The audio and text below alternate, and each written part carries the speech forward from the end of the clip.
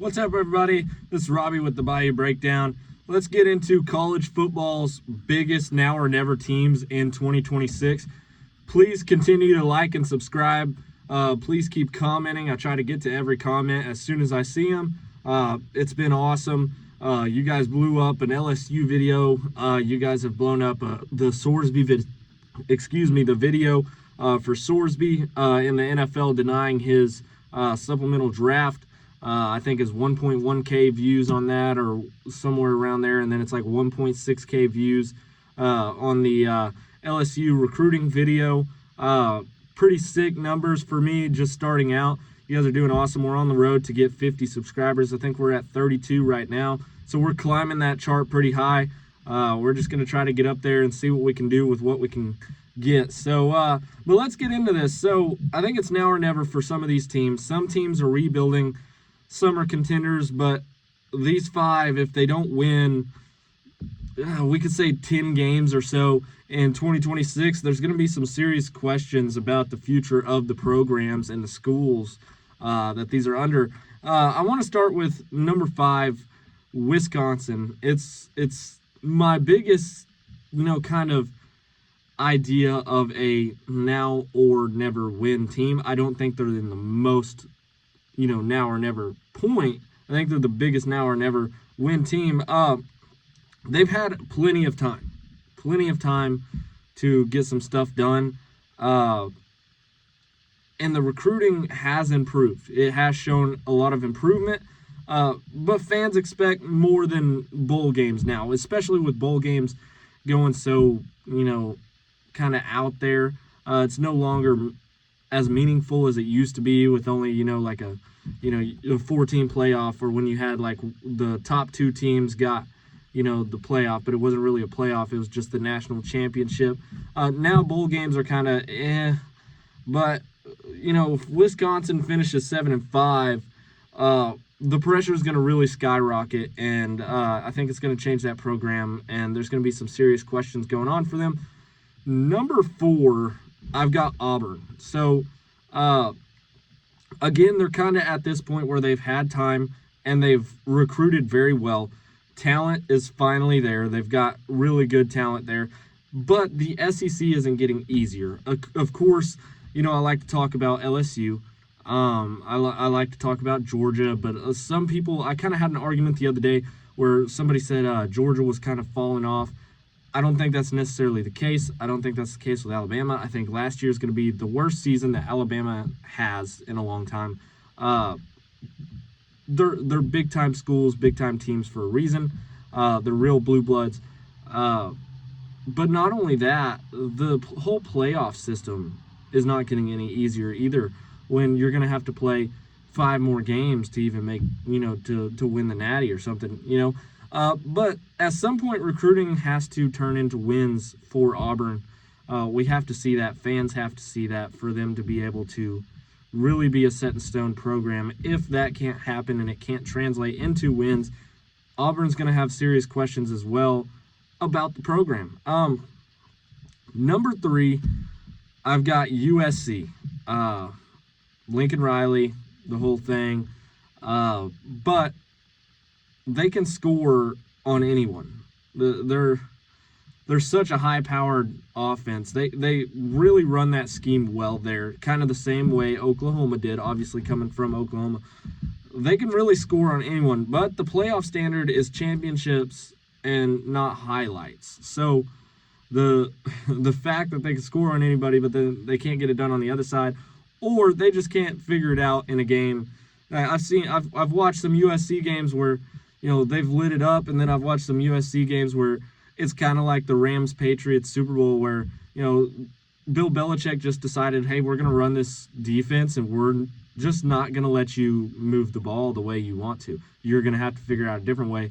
But it's the coordinator and the coach that are just going to continue to run their system and not try to. That's what I like as Saints fans about Kellen Moore, and what I like about Lane Kiffin for LSU fans is we've got 2 coaches in Louisiana that if the game is not going right, we're going to adapt. We're going to figure it out. We're going to switch things around. Will we win the game? Maybe not. Will we have a horrible first quarter? Maybe. But we're going to change it up. We're not just going to continue to do the whole Pete Carmichael Saints thing where, he's trying to imitate Sean Payton and, we're down by 40 points. The offense hasn't figured it out, and he's just going to keep throwing the same thing in, and hoping to God that this time they're not expecting it. So that's what I fear with that team, and that's what I've watched. But another season outside the playoff, the criticism really gets loud. It gets really loud. They've got to find their way to figure that out. Number 2, obviously Florida, with coaching changes and stuff. But they've had time to build something, and they are Florida nonetheless. They are Florida. They should have something already, no matter who's taking it in. Yeah, you might inherit something you don't like, but you should make something out of it. But the roster is improving the more they've set in with Florida. Florida fans don't tolerate mediocrity very well, and kind of the same, kind of like LSU fans. Like, it's just not going to work. Mediocrity is just out of the question for Florida fans. They're just going to keep switching it up. But an 8-win season probably won't satisfy really anybody there. I think they would have to win 9-10 games to even just satisfy a few. They really need to be in the playoffs. I think this is a big now or never win team in Florida. I think they have to get it done. I made a video on this team for my number 1 pick. My number 1 pick is Oklahoma.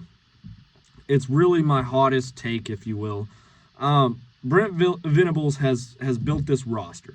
He's built this immaculate roster. Recruiting classes have been strong. Portal additions have been solid.